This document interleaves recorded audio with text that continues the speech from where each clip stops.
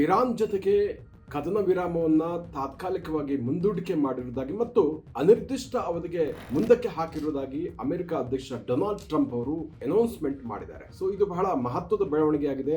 ಅಂದರೆ ಏಪ್ರಿಲ್ 22ಕ್ಕೆ ಈ ಕದನ ವಿರಾಮ ಮುಕ್ತಾಯ ಆಗಬೇಕಿತ್ತು. ಆದರೆ ಈ ಮಧ್ಯೆ ಕಳೆದ 10 ದಿನಗಳಲ್ಲಿ ಯಾವುದೇ ಒಂದು ಮಾತುಕತೆ ಆಗದೇ ಇರುವ ಹಿನ್ನೆಲೆಯಲ್ಲಿ ಮತ್ತು ಪಾಕಿಸ್ತಾನದ ಅಧ್ಯಕ್ಷ ಮತ್ತು ಪ್ರಧಾನಿಯವರ ಮನವಿಯ ಮೇರೆಗೆ ಕದನ ವಿರಾಮವನ್ನು ಅನಿರ್ದಿಷ್ಟ ಅವಧಿಗೆ ಮುಂದೂಡಿಕೆ ಮಾಡಿರುವುದಾಗಿ ಟ್ರಂಪ್ ಅವರು ಹೇಳಿದ್ದಾರೆ.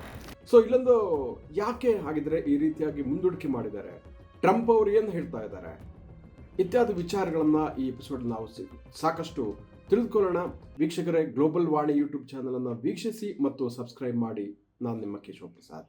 ವೀಕ್ಷಕರೇ, ಇರಾನ್ ಮತ್ತು ಅಮೆರಿಕ ನಡುವಣ ಈ ಉದ್ವಿಗ್ನತೆಯ ಮಧ್ಯೆ ಟ್ರಂಪ್ ಅವರು ಕದನ ವಿರಾಮವನ್ನು ಅನಿರ್ದಿಷ್ಟ ಅವಧಿಗೆ ವಿಸ್ತರಿಸುವ ಮಹತ್ವದ ನಿರ್ಧಾರವನ್ನು ಪ್ರಕಟಿಸಿದ್ದಾರೆ. ಇದರೊಂದಿಗೆ ಸ್ಟಾಕ್ ಮಾರ್ಕೆಟ್ನಲ್ಲಿ ಏನಾಗುತ್ತೆ ಕಾದು ನೋಡಬೇಕಾಗಿದೆ. ಮೇ ಬಿ ಏರಿಳಿತ ಆಗುವಂತ ಚಾನ್ಸಸ್ ಇದೆ, ಯಾಕಂದ್ರೆ ಅನಿಶ್ಚಿತತೆ ಇನ್ನೂ ಮುಂದುವರೆದಿದೆ. ಆದರೆ ಒಂದು ಇಲ್ಲಿ ಪ್ಲಸ್ ಪಾಯಿಂಟ್ ಏನಂದ್ರೆ ಸದ್ಯಕ್ಕೆ ಅಟ್ಯಾಕ್ ಮಾಡಲ್ಲ ಅಂತ ಟ್ರಂಪ್ ಅವರು ಹೇಳಿರುವಂಥದ್ದು.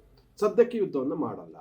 ಸೊ ಒಂದು ಟೈಮ್ ಅನ್ನು ಅವರು ಇರಾನ್ಗೆ ಕೊಟ್ಟಿದ್ದಾರೆ, ಕಾಲಾವಕಾಶವನ್ನು ಕೊಟ್ಟಿದ್ದಾರೆ. ನೀವೊಂದು ಯುನಿಫೈಡ್ ಆಗಿ ಒಂದು ಪ್ರಸ್ತಾಪದೊಂದಿಗೆ ಬನ್ನಿ, ಯುನಿಫೈಡ್ ಪ್ರಪೋಸಲ್ನ ತನ್ನಿ, ಏಕೀಕೃತವಾದಂತಹ ಒಪ್ಪಂದಕ್ಕೆ ನಾವು ಸಿದ್ಧತೆ ಮಾಡ್ಕೊಳ್ಳೋಣ, ಮಾತುಕತೆ ಮಾಡಿ, ಏನು ವಿಚಾರ ಇದೆ ಅದನ್ನ ಸಮಗ್ರವಾಗಿ ಹೇಳಿ ಅಂತ ಟ್ರಂಪ್ ಅವರು ಇರಾನ್ಗೆ ಒಂದು ಕಾಲಾವಕಾಶವನ್ನ ಕೊಟ್ಟಿದ್ದಾರೆ. ಎರಡನೇಗೆ ಅವರು ಹೇಳಿದ್ದಾರೆ, ಹಾರ್ಮುಜ್ ಜಲಸಂಧಿ ಮತ್ತು ಇರಾನ್ನ ಪ್ರಮುಖ ಬಂದರುಗಳಲ್ಲಿ ಬ್ಲಾಕೇಡ್ಗಳು ದಿಗ್ಬಂಧನಲ್ಲಿ ಕಂಟಿನ್ಯೂ ಆಗಲಿದೆ. ಮಾತುಕತೆ ಇತ್ಯರ್ಥ ಆದ ಬಳಿಕ ಮಾತ್ರ ಅದು ಈ ಹಾರ್ಮುಜ್ ಜಲಸಂಧಿಯನ್ನು ಓಪನ್ ಮಾಡುವುದಿರ್ಬೋದು, ಬ್ಲಾಕೇಡ್ಗಳನ್ನು ತೆರವುಗೊಳಿಸುವುದಂತಾಗಲಿ ನಡೆಯಲಿದೆ ಅಂತ ಹೇಳಿದ್ದಾರೆ. ಅವರು ಹಾರ್ಮುಜ್ ಜಲಸಂಧಿ ಬಗ್ಗೆ ಮಾತಾಡ್ತಾ ಹೇಳಿದ್ರು, ಆಕ್ಚುಲಿ ಇರಾನ್ಗೆ ಹಾರ್ಮುಜ್ ಜಲಸಂಧಿಯನ್ನ ಓಪನ್ ಮಾಡಬೇಕು ಅನ್ನುವಂಥದ್ದು ಇದೆ. ಯಾಕಂದ್ರೆ ಹಾರ್ಮುಜ್ ಜಲಸಂಧಿ ಕ್ಲೋಸ್ ಆಗಿದ್ರೆ ಇರಾನ್ಗೆ ಸ್ವತಃ ದಿನಕ್ಕೆ $500 ಮಿಲಿಯನ್ ನಷ್ಟ ಆಗುತ್ತೆ, ವ್ಯಾಪಾರ ಕಡಿಮೆ ಆಗುತ್ತೆ. ಸೊ ಆದ್ರೆ ಅಮೆರಿಕ ಆಲ್ರೆಡಿ ಮಾತುಕತೆಗೆ ಇರಾನ್ ಬರಬೇಕು ಅನ್ನುವ ಕಾರಣಕ್ಕೋಸ್ಕರ ಬ್ಲಾಕೇಡ್ ಮಾಡಿದೆ. ಸೊ ಹಾಗಾಗಿ ತನ್ನ ಮುಖ ಉಳಿಸಿಕೊಳ್ಳುವ ಪ್ರಯತ್ನದ ಭಾಗವಾಗಿ ಮುಖಭಂಗ ತಪ್ಪಿಸಲಿಕ್ಕೋಸ್ಕರ ಇರಾನ್ ತಾನು ಕ್ಲೋಸ್ ಮಾಡಿದೆ ಅಂತ ಹೇಳ್ತಾ ಇದೆ ಹೊರತು ಆಕ್ಚುಲಿ ಕ್ಲೋಸ್ ಮಾಡಿದ್ದು ತಾನೇ ಅಂತ ಡೊನಾಲ್ಡ್ ಟ್ರಂಪ್ ಅವರು ಹೇಳಿದ್ದಾರೆ. ಸೊ ಒಟ್ಟಿನಲ್ಲಿ ಇವರಿಬ್ಬರ ಜಗಳದಿಂದಾಗಿ ಇಡೀ ಜಾಗತಿಕ ಇಂಧನ ಮಾರುಕಟ್ಟೆಗೆ ದೊಡ್ಡ ಸಮಸ್ಯೆಯಾಗಿ ಪರಿಣಮಿಸಿದೆ. ಕ್ರೂಡ್ ಆಯಿಲ್ ಪ್ರೈಸ್ $98ಗೆ ಏರಿಕೆ ಆಗಿದೆ. ಸೊ ಯುದ್ಧ ಆರಂಭ ಆಗೋದಕ್ಕಿಂತ ಮುಂಚೆ ಅಂದ್ರೆ ಫೆಬ್ರವರಿ 28ಕ್ಕಿಂತ ಮುಂಚೆ ಸುಮಾರು $67-70 ಆಸ್ಪಾಸ್ನಲ್ಲಿದ್ದ ಕ್ರೂಡ್ ಆಯಿಲ್ ಪ್ರೈಸ್ 100ರ ಗಡಿಯಲ್ಲಿ ಈಗ ಇರುವಂತದ್ದು $119 ತನಕ ಕೂಡ ಮುಟ್ಟಿತ್ತು ಅನ್ನೋದನ್ನ ಇಲ್ಲಿ ನಾವು ಮರೆಯುವ ಹಾಗಿಲ್ಲ. ಹೀಗಾಗಿ ಕ್ರೂಡ್ ಆಯಿಲ್ ಅನ್ನ ಇಂಪೋರ್ಟ್ ಮಾಡುವಂತಹ ಅನೇಕ ದೇಶಗಳಿಗೆ, ಮುಖ್ಯವಾಗಿ ಏಷ್ಯಾದ ದೇಶಗಳಿಗೆ ಮತ್ತು ಯುರೋಪಿಯನ್ ಕಂಟ್ರೀಸ್ಗಳಿಗೆ ಸಾಕಷ್ಟು ತೊಂದರೆ ಆಗಿದೆ ಕಳೆದ 1.5 ತಿಂಗಳಲ್ಲಿ. ಸೊ ಭಾರತದಲ್ಲೂ ಕೂಡ LPG ಸಪ್ಲೈಗೆ ಸಂಬಂಧಪಟ್ಟ ಹಾಗೆ ಉಂಟಾಗಿರುವಂತಹ ಒಂದು ಕ್ರೈಸಿಸ್ ಅನ್ನು ನಾವು ನೋಡಿದ್ದೀವಿ. ಸೊ ಅಫ್ಕೋರ್ಸ್ 2 ತಿಂಗಳಿಗೆ ಆಗುವಷ್ಟು ದಾಸ್ತಾನು ಇರುವ ಹಿನ್ನೆಲೆಯಲ್ಲಿ ಒಂದಷ್ಟು ಅನುಕೂಲವನ್ನು ಭಾರತ ಮಾಡಿಕೊಂಡಿದ್ದಾರೆ. ಡೊಮೆಸ್ಟಿಕ್ LPG ಸಪ್ಲೈಗೆ ತೊಂದರೆ ಆಗ್ತಾ ಇಲ್ಲ, ಆದರೆ ಕಮರ್ಷಿಯಲ್ LPGಗೆ ಸಮಸ್ಯೆ ಆಗ್ತಾ ಇದೆ ಬಿಕಾಸ್ ಆಫ್ ಇರಾನ್ ಇಫೆಕ್ಟ್ ಮಾತ್ರವಲ್ಲದೆ ಕಳೆದ ಜನವರಿ-ಮಾರ್ಚ್ ಅವಧಿಯ ತ್ರೈಮಾಸಿಕದಲ್ಲಿ ಇಕನಾಮಿ ಮೇಲೆ ಒಂದಷ್ಟು ಇಂಪ್ಯಾಕ್ಟ್ ಆಗಿದೆ. ಇವನ್ ಮೂಡೀಸ್ ರೇಟಿಂಗ್ ಪ್ರಕಾರ ಕೂಡ ಭಾರತದ GDP ಗ್ರೋತ್ ರೇಟ್ ಅನ್ನು ಒಂದಷ್ಟು ಇಳಿಕೆ ಮಾಡಿದೆ.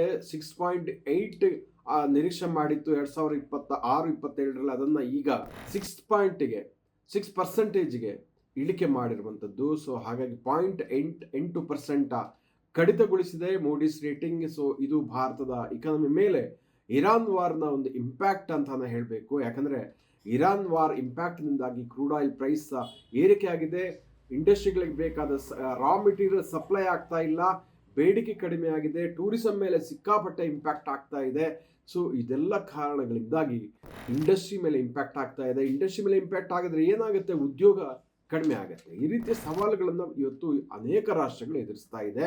ಹಾಗಾಗಿ ವೆಸ್ಟ್ ಏಷ್ಯಾದಲ್ಲಿ ಯಾವಾಗ ಯುದ್ಧ ನಿಲ್ಲುತ್ತೆ ಅಂತ ಇಡೀ ಜಗತ್ತು ಕಾತರದಿಂದ ಕಾಯ್ತಾ ಇದೆ. ಮತ್ತೊಂದು ಕಡೆ ಕನ್ನಡದಲ್ಲಿ ಒಂದು ಗಾದೆ ಇದೆ, ನೀವು ಕೇಳಿರ್ಬೋದು, ಕೋತಿ ತಾನು ತಿಂದು ಮೇಕೆಯ ಮೂತಿಗೆ ಒರೆಸಿತು ಅಂತ. ಇವಾಗ ಪಾಕಿಸ್ತಾನದ ಮನವಿ ಮೇರೆಗೆ ಟ್ರಂಪ್ ಅವರು ಯುದ್ಧವನ್ನು ತಾತ್ಕಾಲಿಕವಾಗಿ ಇವಾಗ ನಿಲ್ಲಿಸಿದ್ದಾರೆ. ಅಂದ್ರೆ ಯಾರಾದರೂ ನನ್ನ ನಂಬಲಿಕ್ಕೆ ಸಾಧ್ಯನೇ ಇಲ್ಲ. ಯಾಕಂದ್ರೆ ನಿಮಗೆ ನೆನಪಿರ್ಬೋದು, ಇತ್ತೀಚೆಗೆ ಒಂದು ಎಕ್ಸ್ ಪೋಸ್ಟ್ ನಲ್ಲಿ ಒಂದು ಕದನ ವಿರಾಮ ಕುರಿತ ಒಂದು ಪೋಸ್ಟ್ ಅನ್ನ ಪಾಕಿಸ್ತಾನದ ಪ್ರಧಾನಿ ಮಾಡಿದ್ರು. ಆದ್ರೆ ಅದರ ಡ್ರಾಫ್ಟ್ ಅಮೆರಿಕದಿಂದ ವೈಟ್ ಹೌಸ್ ನಿಂದ ನಿರ್ದೇಶಿತವಾಗಿತ್ತು ಅಂತ ಚರ್ಚೆ ಆಗಿತ್ತು. ಹೀಗಾಗಿ ಪಾಕಿಸ್ತಾನದ ಹೇಳಿಕೆ ನೀಡ್ತಾ ಇದ್ರೆ ಪಾಕಿಸ್ತಾನದ ರಿಕ್ವೆಸ್ಟ್ ಅಲ್ಲ, ಆ್ಯಕ್ಚುಲಿ ಅಮೆರಿಕನೇ ಕದನ ವಿರಾಮವನ್ನು ಅನೌನ್ಸ್ ಮಾಡಿರ್ಬೋದು. ಸುಮ್ಮನೆ ಒಂದು ಮುಖ ಉಳಿಸಲಿಕ್ಕೆ ಅಥವಾ ಮುಖಭಂಗ ಅಥವಾ ದಾಕ್ಷಿಣ್ಯಕ್ಕೋಸ್ಕರ ಟ್ರಂಪ್ ಅವರು ಈ ಮಾತನ್ನು ಹೇಳಿದ್ದಾರೆ. ಪಾಕಿಸ್ತಾನದ ಮನವಿ ಮೇರೆಗೆ ನಾವು ಇದನ್ನು ನಿಲ್ಲಿಸಿದ್ದೀವಿ ಅನ್ನುವಂಥದ್ದು ಯಾರೂ ನಂಬಲಿಕ್ಕೆ ಸಾಧ್ಯ ಇಲ್ಲದಂಥ ಘಟನೆ. ಯಾಕಂದರೆ ಪಾಕಿಸ್ತಾನ ಅಷ್ಟೊಂದು ರಾಜತಾಂತ್ರಿಕವಾಗಿ ಅಷ್ಟೊಂದು ದುರ್ಬಲ ಆಗಿರುವಂಥ ದೇಶ. ಸೊ ಅದರ ಮಾತನ್ನು ಟ್ರಂಪ್ ಅವರು ಕೇಳ್ತಾರೆ ಅಂದರೆ ಯಾರೂ ಅದನ್ನು ನಂಬಲಿಕ್ಕೆ ಸಾಧ್ಯ ಇಲ್ಲ. ಆದರೆ ಟ್ರಂಪ್ ಅವ್ರಿಗೆ ದೊಡ್ಡ ಸಮಸ್ಯೆ ಏನಂದರೆ ಯುದ್ಧ ಕಂಟಿನ್ಯೂ ಆದರೆ ಸ್ವತಃ ಅಮೆರಿಕಕ್ಕೂ ಕಷ್ಟ ಆಗುತ್ತೆ. ನವೆಂಬರ್ನಲ್ಲಿ ಮಧ್ಯಂತರ ಎಲೆಕ್ಷನ್ಗೆ ಅಮೆರಿಕ ಹೋಗ್ತಾ ಇದೆ. ಅಲ್ಲೂ ಕೂಡ ಒತ್ತಡ ಕ್ರಿಯೇಟ್ ಆಗ್ತಾ ಇದೆ. International crude oil price increase ಆದರೆ ಅಮೆರಿಕಕ್ಕೂ ತೊಂದರೆ ಆಗುತ್ತೆ. ಸೊ ಎಲ್ಲ ಕಾರಣಕ್ಕೋಸ್ಕರ ಸದ್ಯಕ್ಕೆ ನೇರ ಯುದ್ಧವನ್ನು ನಿಲ್ಲಿಸುವಂಥ ಒಂದು ಅಗತ್ಯ ಅಮೆರಿಕಕ್ಕೆ ಇದೆ. ಆದರೆ ತಾನೇ ಯುದ್ಧ ನಿಲ್ಲಿಸೋದಾಗಿ ಹೇಳಿದ್ರೆ ಕಷ್ಟ ಆಗುತ್ತೆ. ಅದಕ್ಕೆ ಪಾಕಿಸ್ತಾನ ರಿಕ್ವೆಸ್ಟ್ ಮಾಡ್ತು, ಅದಕ್ಕೋಸ್ಕರ ನಿಲ್ಲಿಸ್ತಾ ಇದ್ದೀವಿ ಅಂತ ಒಂದು ಸ್ಟೇಟ್ಮೆಂಟನ್ನು ಟ್ರಂಪ್ ಅವರು ಇವತ್ತು ಕೊಟ್ಟಿರುವಂಥದ್ದು. ಏನೇ ಅವರ ಡ್ರಾಮಾ ಏನೇ ಬೇಕಿದ್ರು ಮಾಡಲಿ, ಆದರೆ ಯುದ್ಧ ಆದಷ್ಟು ಬೇಗ ಅಂತ್ಯ ಆಗಲಿ, ಇತ್ಯರ್ಥ ಆಗಲಿ ಅಂತ ಜನ ಬಯಸ್ತಾ ಇದ್ದಾರೆ. ಯಾಕಂದರೆ ಟ್ರಂಪ್ ಅವರು ಯುದ್ಧ ಆರಂಭ ಆದಾಗ ಹೇಳಿದರು, ಇಲ್ಲ ಇದು 4-5 ದಿವಸದಲ್ಲಿ ಮುಗಿಯುತ್ತೆ, ಲಿಮಿಟೆಡ್ ಆಪರೇಷನ್ ಅಂತ. ಆದರೆ 4 ದಿವಸ ಅಲ್ಲ, ಇವತ್ತು 1.5 ತಿಂಗಳಾದರೂ ಕೂಡ ಯುದ್ಧ ನಿಲ್ತಾ ಇಲ್ಲ. ಅಮೆರಿಕಕ್ಕೆ ಹಾರ್ಮುಜ್ ಜಲಸಂಧಿಯನ್ನು ಓಪನ್ ಮಾಡೋಕ್ಕೆ ಆಗ್ತಾ ಇಲ್ಲ. ಮತ್ತೊಂದು ಕಡೆ ಇರಾನ್ ಅಲ್ಲಿ ಗೆರಿಲ್ಲಾ ಮಾದರಿಯಲ್ಲಿ ಅಟ್ಯಾಕ್ ಮಾಡ್ತಾ ಇದೆ. ಆದರೆ ಅಮೆರಿಕ ಹೇಳ್ತಾ ಇದೆ ತಾನೇ ಕ್ಲೋಸ್ ಮಾಡಿದಾಗೆ. ಆ್ಯಕ್ಚುಲಿ ಏನಾಗಿದೆ ಅಂದರೆ ಇರಾನಲ್ಲಿ ಬಿಡ್ತಾ ಇಲ್ಲ ಯಾವುದೇ ಹಡಗುಗಳನ್ನು ಅಲ್ಲಿ ಸಂಚಾರಕ್ಕೆ.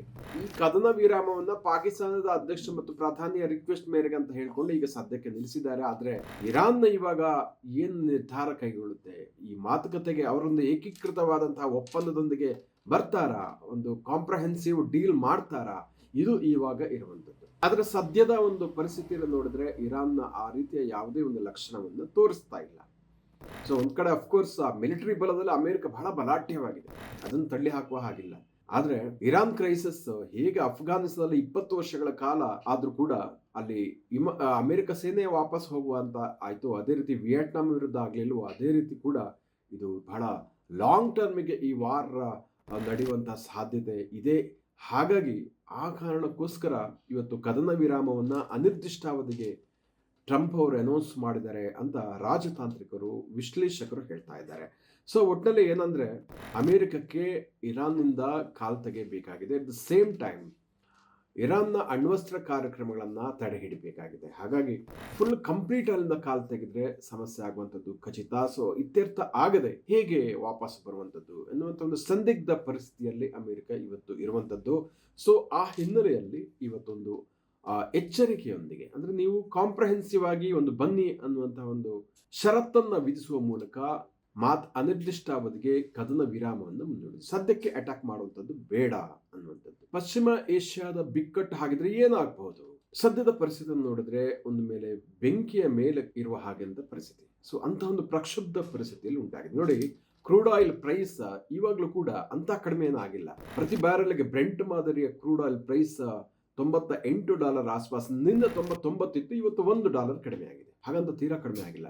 ಯಾವುದೇ ದೇಶ ಇರಲಿ, ಬ್ಯಾರೆಲ್ಗೆ $99-100 ಇರುವಂಥದ್ದು ಖಂಡಿತವಾಗಿ ಕೂಡ ಆ ದೇಶವನ್ನ ತೀವ್ರವಾದ ಹಣದುಬ್ಬರಕ್ಕೆ ಅಥವಾ ರಿಸೆಷನ್ಗೆ ಗುರಿಪಡಿಸಿದ್ರು ಆಶ್ಚರ್ಯ ಇಲ್ಲ ಅಂತ. ಯಾಕಂದ್ರೆ ಅಷ್ಟು ಕಾಸ್ಟ್ ಎಸ್ಕಲೇಷನ್ ಆಗುತ್ತೆ ಇಂಪೋರ್ಟ್ ಪ್ರೈಸ್ ಮಾಡುವಾಗ. ಸೊ ಹಾಗಾಗಿ ಕ್ರೂಡ್ ಆಯಿಲ್ ಪ್ರೈಸ್ ಇಳಿಕೆ ಆಗುವಂಥದ್ದು ಜಾಗತಿಕ ಇಕಾನಮಿಗೆ ಬಹಳ ನಿರ್ಣಾಯಕ ಆಗಲಿದೆ. ಅದು ಯುರೋಪ್ ಇರ್ಬೋದು, ಏಷ್ಯಾ ಇರ್ಬೋದು, ಸ್ವತಃ ಅಮೆರಿಕ ಇರ್ಬೋದು. ಕ್ರೈಸಿಸ್ ಅನ್ನ ಎಷ್ಟು ಬೇಗ ಇತ್ಯರ್ಥ ಮಾಡ್ತೀವಿ ಅಷ್ಟು ಬೇಗ ಜಾಗತಿಕ ಇಕಾನಮಿಗೆ ಒಳ್ಳೆಯದಾಗುತ್ತೆ.